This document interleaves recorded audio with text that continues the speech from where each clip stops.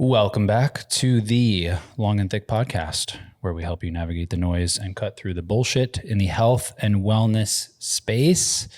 Today, we are talking about something yet again that everybody can relate to. We're diving into birthdays and aging, some of what it means. We're going to go through 5 different key points that we've discussed.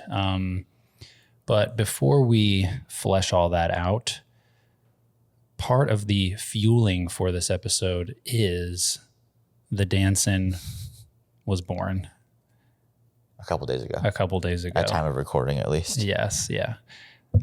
So freshly relevant. How was your birthday? Fantastic. And how the hell are you? I'm even better. How about you? I'm doing well. I have had some coffee. You have not somehow. That's fine. We'll caffeinate later. We're good with it. Yeah. Tell us what we're getting into. This is kind of your little brainchild. So yeah, I just think, diving into some of the importance of talking about culturally birthdays in, Western society, how we feel about our own birthdays and experiences around that. Some people use birthdays as a time to have a almost personal, resolution, and how you can do that for yourself. It seems to work better, I think, than January 1st kind of vibe. Sure. Some of the importance of aging well, what that means from the physiological side and mental side, and then talking about just how to keep the good parts of your younger self alive as you age without keeping the immature shittiness. So ever present kind of thing. Yes. Yeah. The propensity to just, oh, sorry, I never grew out of that. Like, well, that's on you. Yeah. So, and we're all suffering for it. Exactly. And we don't fucking need none of that noise. Yes. Well, dope. What's new with you? What is new? I had a nice cleaning inventory day. I did a bunch of card, research, just sort of recapping some of my collection and stuff. Actually, later today, Juan and I were going to head to a shop. I'm going to sell like a third of things, and I've decided to go for a full blast Snorlax master set. Okay, you're doing it. Yeah. And so, this is just part of the, collection shifting. All that is good. I got a fun new toy. Ooh, what is that? It's a LED face mask. Okay. For red light therapy? Yeah. Just like skin health. Nice. Getting rid of wrinkles. I think part of the issue is water's so hard in Nashville. I don't have a good filter yet, but I'm going to get that as well. And my skin is just naturally really sensitive. So just starting to dry out, and I don't want that. So it's been nice. Nice. Yeah. Dope. What's going on in your world? You had a good birthday? Birthday was great. Had a lovely dinner at Peninsula last night. For that, actual birthday, people kind of gave me a little shit because I worked my entire birthday, pretty much close to 14 hours. But it's still a blessing in its own right, because I'm getting to spend it with people, support their goals, their health, their fitness. All of my clients are incredible. So I don't consider that necessarily a loss. And I felt kind of a little bit of internal conflict having just come away from a solo soul search birthday journey, only to come back and then take off my next busiest day, which is Thursday, which happens to be my birthday. So it just didn't feel quite right to do that either. Yeah. So, but it was awesome. And life is chill. Coffee stuff. I told you off camera that I had to wrangle my latte art back into. Right. Had a nice little experiment that I felt like I lost my mojo about pouring latte art, and it just so happened to be down to the particular type of very experimental processed coffee that just did not gel well with milk in the same way that I was used to. And I was banging my head against the wall. I'm like, maybe I just don't do this anymore. Maybe I'm never going to have coffee ever again, actually. Right. So switched the coffee, and it right back to lockstep. And I was like, oh, okay. It's, I do plenty of things wrong, but that one was not me. Yeah. Good. That's good news. I would have to, unfriend you on Facebook. For sure. It's like, oh, you can't pour a tulip anymore or Rosetta. Sorry, dude. You had it and you lost it for no reason. Well, I can't associate with that. That's fair. You did bring me some beans, which I'm very excited about. From Argentina. Thank you. Kind friend. and a rock. Yeah. Which I won't skip. It'll join the collection. You know? I don't have a fucking bag of Yeah, rocks in at 10 some years. point you'll have to just rip them all. That's true. That's true. So let's get straight into it. Talking about how we feel about our own birthdays. I feel like this has changed quite a bit for myself. I would imagine the same to be true for you.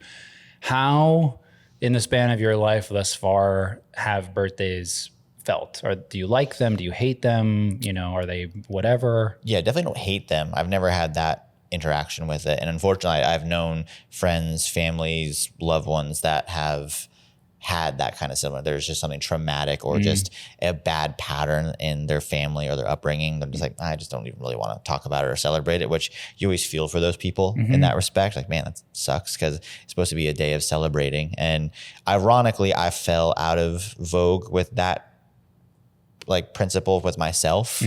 When I was younger, my parents were super, super supportive, and albeit I didn't have like an enormous friend group, but they were always down to do something for my birthday and try to get friends and family together. So that was always a point of pride for them, which was really cool to experience as a kid. And then as I grew up, air quotes, getting into music, that pretty much just kind of washed it away in a way, because you're just always on the move. You're in some random place, sometimes at just nothing town, like in Kentucky or Iowa or something like that, or just at a hotel. And it's cool. People wish you happy birthday, but there's nothing remarkable about it because you're just lost in the haze of constantly moving around the country or the world. And then as I grew up into my 30s and closer to now, I probably became a little bit more isolated, a little more work focused and just kind of lost in the grind. And that didn't make me dislike birthdays, but it was just harder to acknowledge. I'm like, just another day. Like I'm busy.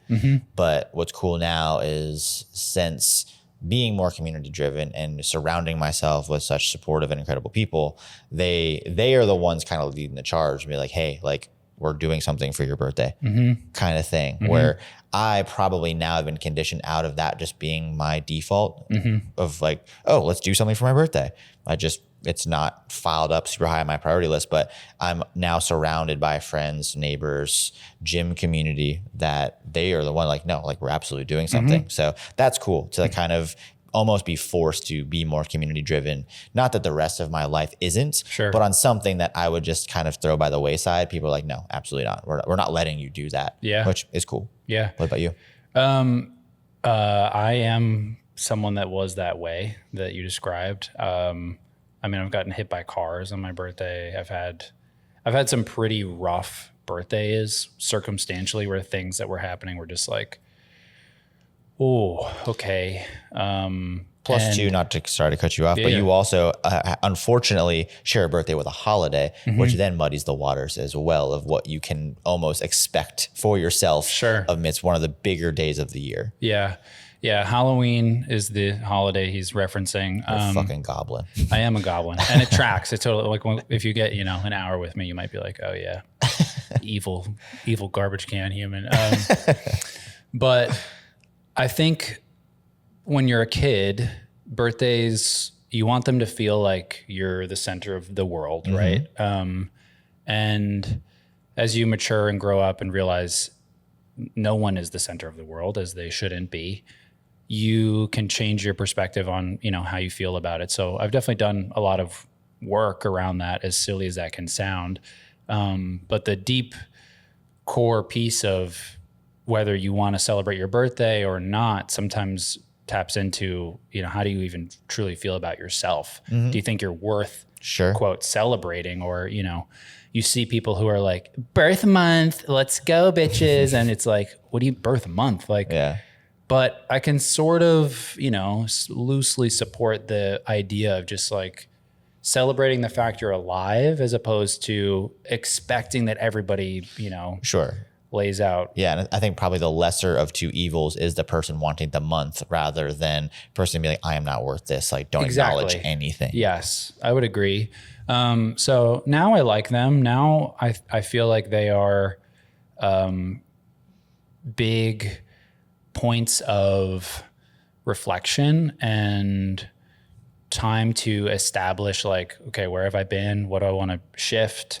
And go through that kind of stuff. But yeah, for a good while, they were definitely not a favorite thing. I've had a handful of like really beautiful, wonderful birthdays where friends like really showed up and set up cool surprise things. And that feeling is really special. And it shouldn't really only happen around somebody's birthday, but yeah, I think it can be a touchy subject for many of people, you know, depending on how many things they went through or not through that whole span of. Can you run us through some unique experiences, hopefully mostly positive, that, you know, get tugged out of the depths? The shit stain, outside of the car hitting me. Just a little bonk. It's sort of crazy, yeah. First like early favorite one would have been, I guess I probably turned 21, so I could drink legally. And my girlfriend at the time and a bunch of friends set up a hammock in the back end of like a big brewery out in Long Island. And there was like a whole section back there and cake, and there's so many people. And it just felt like, oh, we're just excited to be together, less about me and more just like, yay, we all exist, with a good balance of like, here's, you know, blow out the candles kind of deal. That was really special. And it's funny, like the little things like cards and, you know, any kind of personalized item is way more profound than a car or some grand gift. Sure. That's cool, but there's also this like weird contention of not, am I worth this? It's just like, this isn't necessary. Right. You know what I mean? You somehow feel guilty that someone had to like overextend themselves, at least in your imagination. Right. You're like, oh, you shouldn't have done that. This is such an inconvenience, or like a pressure on your finances. Right. Which again, they wanted to do it. You didn't hold a gun to their head, but I for sure rationalize the same thing often. Like, this is too much. Like, what are you doing? Yeah. And they're like, oh, I don't even feel it. Yeah. That was 2 hours of work. Yeah. Yeah. A Porsche. Really cool. Can I have another then?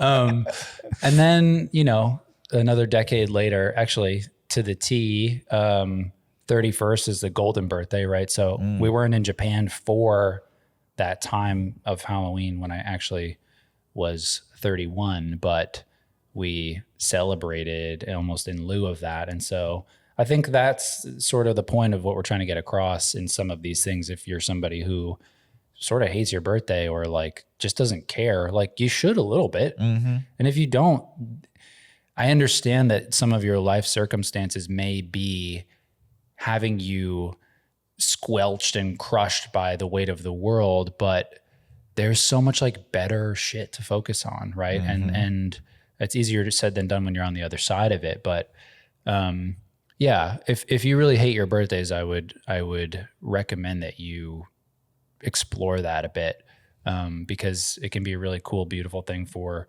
people to express their love for you, right? Which is awesome. And for you to receive it, like, and just enjoy the fact that you're alive, because statistically it's arguably impossible for you to have been the sperm that won the race. And so that's fucking crazy. If you look at the numbers, you'd be like, holy shit. That's, I don't want to know that. It is remarkable. Yeah. So yeah. Do you want to dive into some of the differences, like culturally within the US, at least, of how you feel like birthdays are viewed between men and women? And I mean, I think, oh God, like you said too, and this does not to make it a sexist thing. We're observing patterns, but as men, it is less common for us to like, oh my God, it's my birthday, absolute blowout thing. Maybe on something like a bachelor weekend, that's where we're almost expected to like have something. But I think comparing the two sexes, there's a lot more large scale celebrations on the lady side than the men's side, whether that is just don't draw attention to yourself, or how you're brought up of just like, oh, you don't need to like do something frilly or silly for yourself. Like, stop that. So I think there is a unique difference between both. Not to say that there's exceptions to every rule, but I think if you look at the data, I mean, far more large scale celebrations and organizing in mass for that one thing are going to happen more on the female side than the male side. Yeah. So do with that information what you will. And I think it's for guys, at least, I think there is a friction of, should we ever draw attention to ourselves?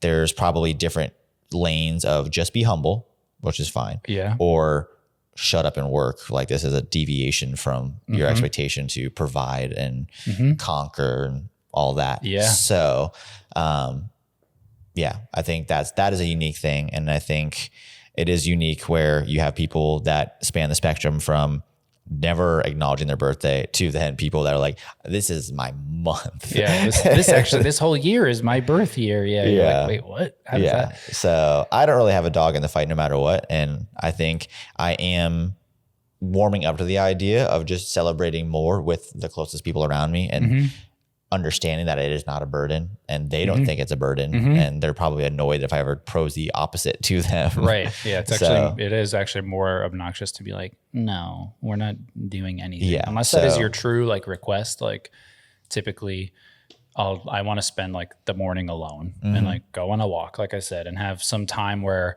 I'll take the day off from work typically and just like do whatever the fuck I want. Like go to the gym early, which I don't normally get to do, or just have some time to sit and look at a fucking tree and think about shit. One of the fascinating things in the difference between men and women's birthdays, and I think part of what contributes to women celebrating them more intensely, is that age is much more important for them than for us. Like there's almost on a fearful side, 100% on a fearful side. I mean, the clock is ticking in terms of reproductive options. As you age, if you don't have your person or mate by X number, you're probably not going to get them. You're only worth something when you're like fucking 18 to 25 and super hot and blah, blah, blah. Right. And so, which is, we don't actually think that, but we're going with, that is the almost the narrative. Jesus Lord, the fucking clip that could come out of that. Right. Yeah. Fortunately, we do that side of it, but if someone was like, this guy's a piece of shit. See, look at what he thinks. No, but it's stuff that you hear all the time that like women are absolutely terrified even to turn 30, let alone 40. Holy shit. And then it's like end times, which it's not. Right. I mean, there's so much to life. And we do give credence to the reproductive window. That is, the biological clock is ticking. It's raging within. There's a certain value and precedent, at least in our culture, put on that. And we're not taking anything that away from anybody. For sure. But we also just need to make a little light of that too, because like that isn't everything. It's not. And you should not fear the clock, and you should, we'll go into it more, but there's plenty of wisdom and experience to be gained and something they should look forward to. It is a privilege to age. Agreed. And that's something I've had to work on. For many years, I felt really scared of being old. Not even like falling apart and becoming frail. Like I know that's not going to happen. But just you change so much, and there's so many things that can be brought up that you need to navigate personally. And again, thinking about how women are treated in society, the other piece that's come up a lot, especially in the clinic with people I've been seeing, is, you go through that phase of being in your normal flow, let's say 35. Some people are getting into early like perimenopause and like, which that's happening earlier and earlier, which is crazy. Yeah. And so I really can empathize as much as I can wrap my head around it, the avoidance of wanting to age as a woman. There feels like there's a lot less to look forward to, and it just sort of keeps, being worse, but that is not the full picture. Right. But again, just validating the emotional side and how, again, the simplicity, we touched on this the other day, like between a male's hormone cycle and a female's is like vastly, vastly different. And so, I'm not surprised that these things like celebrating every year that you've been alive are also very, very different. So in acknowledging the fact of potentially fearing the reaper, the clock, all of that, let's talk about the importance of aging well, especially physically. What are your thoughts on that? I mean, the first things that come to mind are the memes of, oh my God, I sneezed or farted at like 30 and I blew my back out, or, you know, whatever, those types of things that as you get older, you're just falling apart violently. Mm-hmm. And that isn't happening by accident. Sure. You By can, design, you're just a really shitty architect and you don't know it. yeah. And you have the capacity and ability to really set the clock backwards, pretty profoundly. So it's tragic how normalized that type of rhetoric is, right? And the thing of, man, don't get old. People saying, oh, just like enjoy this time right now because it just gets worse. Like that shit sucks. And it really does not have to be the case. Sure. So the biggest pieces that turn that clock backwards are things we've talked about ad nauseum, right? Like, and we're going to continue to say it pretty much every single time. Get stronger. Do you lift? Do you resistance train? Do you exercise your heart? Do you sleep? Do you eat pretty well? Do you have people that love you and that you love? Do you have a creative outlet? Yes. Call it a day. Right. Fucking That's it. tied up the bow. Yeah. Clock's going back. Yeah. I'm very lucky that when I tell people my age, or, you know, I post it on the internet, like, oh, here's a turning 39. They're like, wait, what? Like, what, 39? It's crazy. And I'm not saying I have it all figured out. I'm not saying I'm the most gracefully aging human on earth, but most people are usually perplexed when I tell them my age. And the only thing that I will attribute to this is that I have had an absolute obsession with getting stronger my whole life.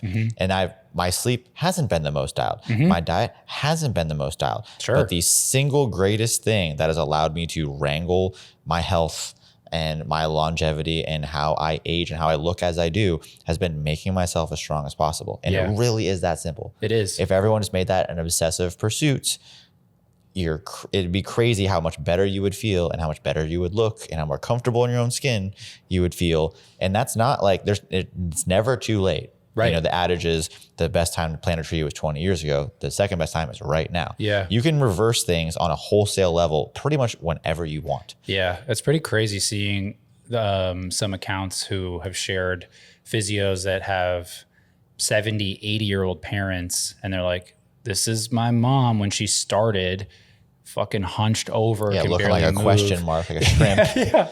And like Harry Potter spell was like the outline.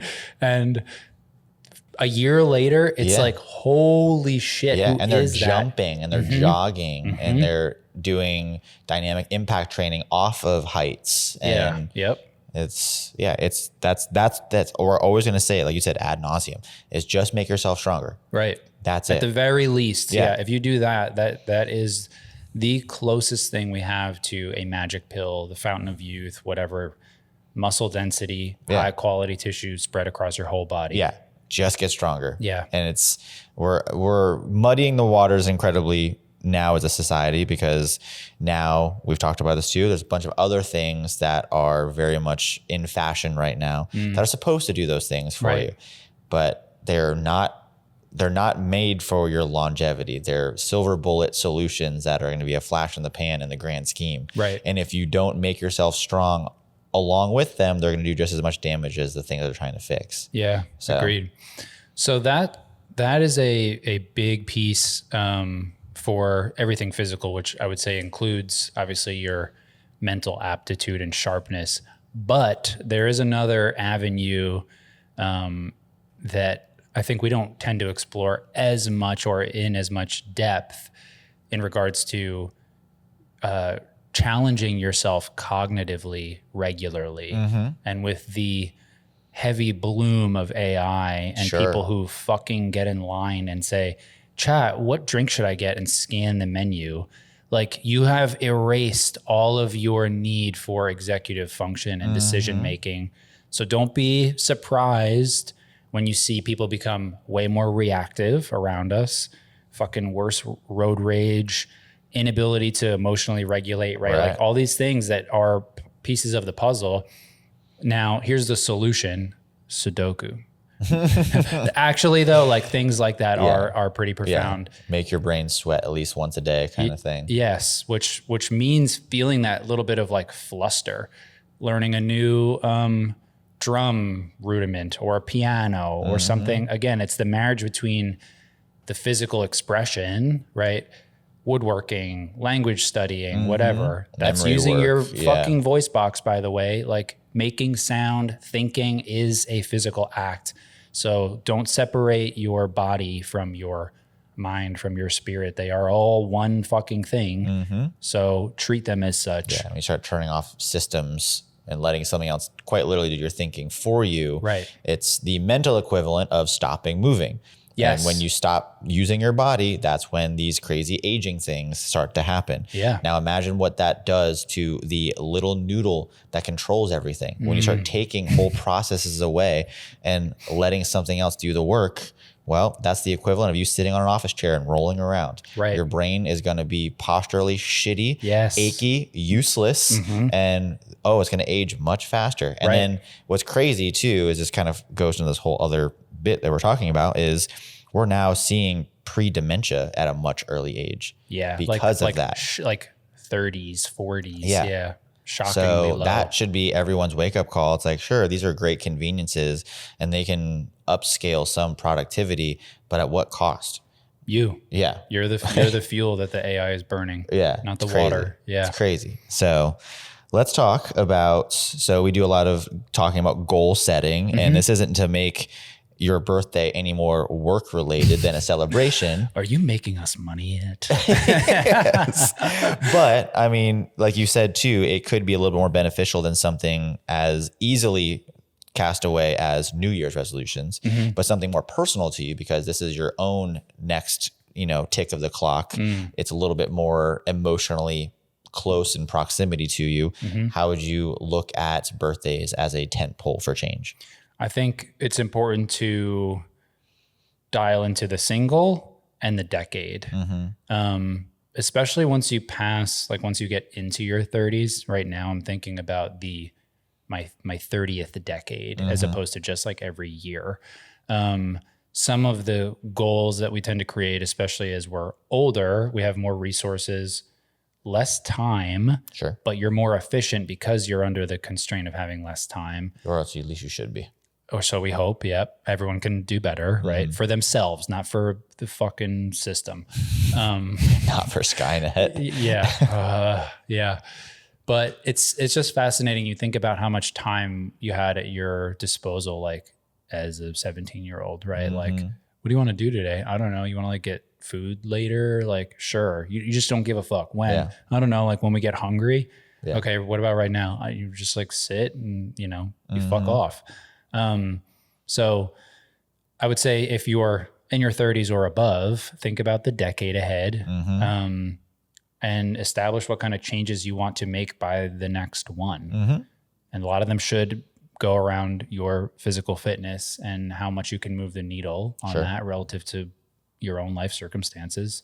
How do you think about those things? Is that something you embrace or I do. Yeah. More so now in my later years than previously, like you said, because when you're younger, you have all the time in the world. Sure. And these are just these passing moments and there's plenty more to come. But as you get into middle age years and you're like, well, I probably have to look at the structure a little better, both how I feel through it, where I want to be in life, how I want to relate to the people around me. And that becomes a little bit more strategic with the less time, as you were saying. I think where it can be a benefit, but also a hindrance is just how you go about setting your goals, which that is the same for any goal ever. Is it a process goal? Is it an outcome goal?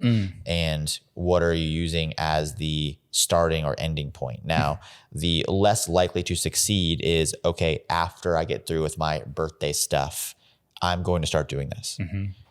Probably not likely. Next birthday, probably not likely. Yeah. Because then you're no longer actually starting it. You're letting something else be the key to you getting around to doing it, which is very unlikely to succeed.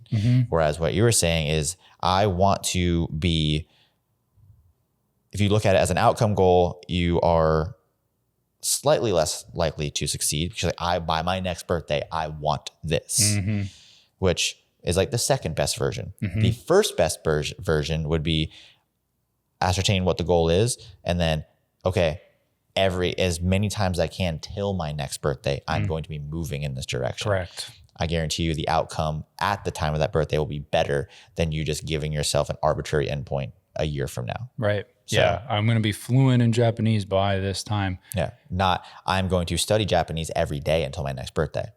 You'll be much better off by your next birthday rather than just being like, oh, well, I should be here in a year from now. Right. So that's my thoughts on that. Yeah. I like it.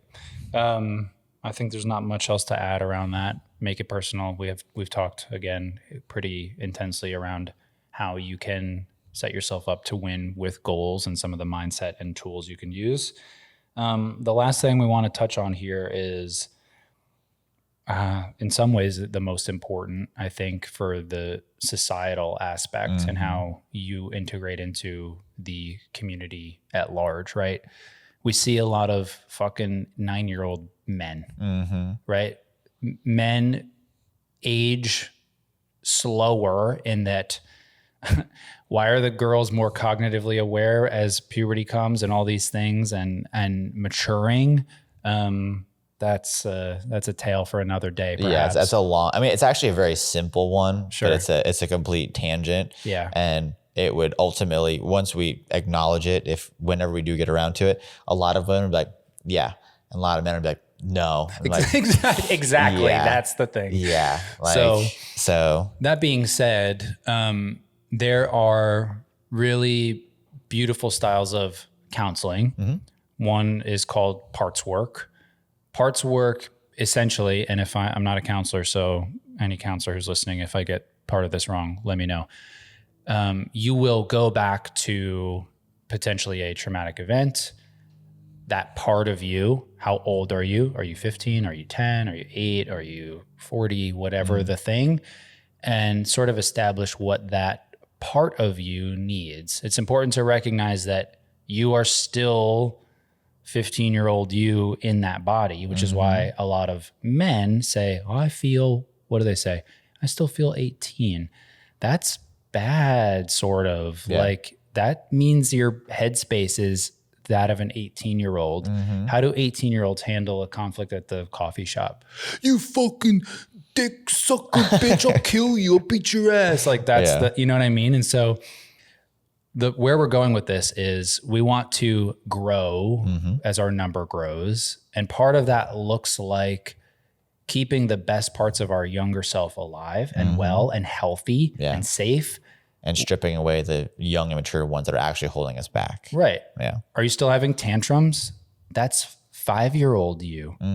Having a meltdown because your credit card is weird. Like, that's not normal, regulated adult brain happening. Sure. And you can get there. So part of all of these things play into each other, right? What do you think about aging gracefully and some of what it looks like? And yeah, I mean, some of it is just down to a choice, and women are far better at the internal workings and navigating them and enlisting help to do so and to compartmentalize and to grow through that. Societally, I think we are men on the emotional level comparatively are just a more devolved sex compared to women, which is how we are taught to be. Yeah. But also we're talking about, without getting too deep into it, but we're talking about generations of allowing this to persist. Correct. Where we have generations of women who have had way more emotional and psychological conflict. So they've had more reps to compartmentalize and evolve and to advance that part of their psyche and how they do regulate their emotions, where men have not. We have not had strife enough to have to be better and regulate more things. Right. So we're grown man children at the end of the day. Right. There's always exceptions to every rule. But one, it's the acceptance of growth. And the last couple of decades, thankfully, mental health supports and just credence has been better on the male side of things. It's not necessarily it's a weakness. It's like, no, this is actually encouraged Mm-hmm. because you are not, most people, but most men are not equipped. And up until a certain point, we were told just to stifle that shit down and not Mm-hmm. acknowledge it, which then lets it fester and you have these implosive tantrumy moments and Then maybe it propagates the whole thing. So it's getting to a point where you don't have an absolute mental break to ensure that then you get the help that you need. Mm-hmm. It's, hey, maybe let's sort all that out before you even get there. Mm-hmm. And just no man's an island. Everyone loves to think they can be a lone wolf. That's bullshit. Mm-hmm. And you need help to navigate stuff. Men just outright, you do. Mm-hmm. You know, it's like you can't shrink yourself, Mm-hmm. and men are just not psychologically equipped at this point in human evolution to do it themselves. Yeah, agreed. What do you feel like you've been able to, we've talked about this here and there in terms of the boyish whimsy Mm-hmm. and some of that kind of playfulness and honestly vulnerability, right? Little boys like love to love. Mm-hmm. I think there's this idea that men are just the way that we're describing, and they're not. Like, we are programmed to operate that way, Mm-hmm. which is literally man up, Yeah. shut the fuck up, Mm-hmm. deal with the thing. I don't care how you feel, the end. Right. But that little kid doesn't feel that way. No. Nor do you say that, hopefully, Right. but you do. Some people do. Yeah. Right. Unfortunately. To your 7-year-old, 6-year-old as they're crying, whatever. Like, and oh my God, what do I do with that? They don't know. Mm-hmm. How have you taken some of the best parts of your childlike self and kept them alive, like today? Sure. I think that's a bit for me nuanced, and this is not hard to acknowledge, but it's not necessarily the easiest to, when you look back on, you're like, oh, I was a musician, but that in itself has its own strange emotional quicksand, because talking about being romantic, that is the next boyish thing, is the romance of like creativity and sharing that art with people, and hopefully you can make that a career. So that is the evolution of the boyish whimsy. But the problem is then you just take it and you kind of it's stuck in like Neverland a little bit. So I think I've always been very analytical and could see, well, there's certain things that don't make the most sense about this lifestyle, but I still love it anyway, so we're going to do it. And because again, the creative, the emotional exchange with music and pouring that art out to people, it's very addictive And raw.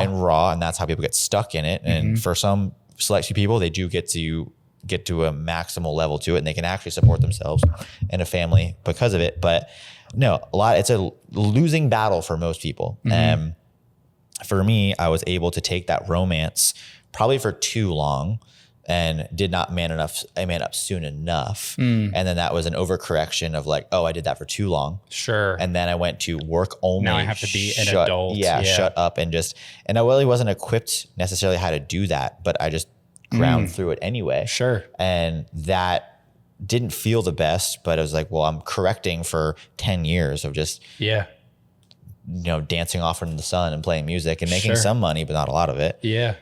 So then there was the overcorrection of just put your head down and work yourself to the bone because you have a lot of time to make up for. Right. And then now we're getting back to where balance looks like. The last couple of years of like, I know and can still work a ton. I'm good at it. I can handle that for all of my years, at least it feels like. But, I do need to laugh more. I do need to find things that are just silly.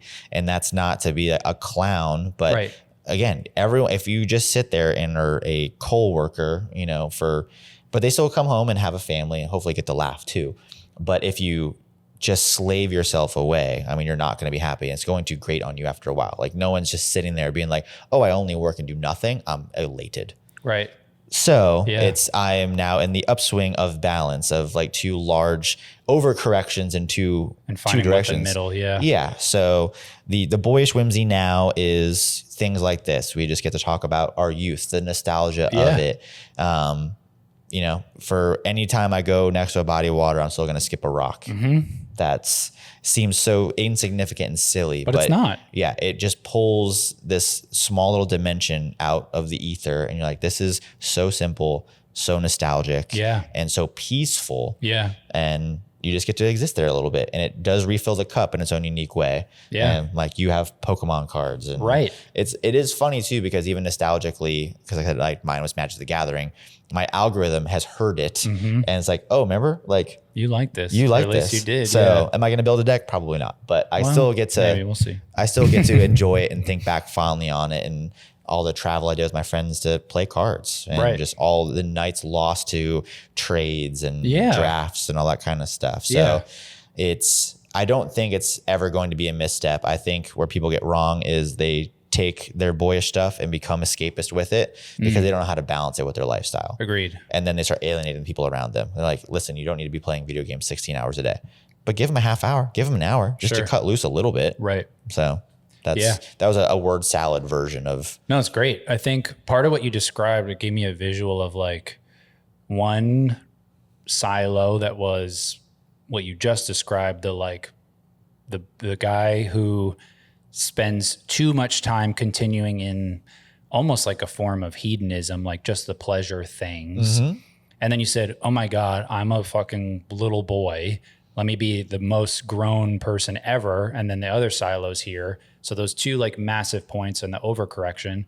But now where you are in the middle adds this like beautiful bridge, right? So there's like this point that is both things, and you can go between each. And it's important to be able to segue because people are fluid. Like you're not one thing. You're not either just immature or not. Like you may act that way sometimes. You may act very mature. You may act very rash or patient. Like you can do both, and they will show up in various, scenarios. So all that to say, the importance of honoring the things that make you play and have a very low risk, medium reward experience are important to keep in part of your life. But again, it doesn't mean you go fuck off and do whatever, especially if you have other responsibilities or obligations that now are getting fucked up because you're too, I'm just doing what you said and playing. And you're like, no, that's, you can hear it. It sounds like an argument with an 8-year-old. Yes. Like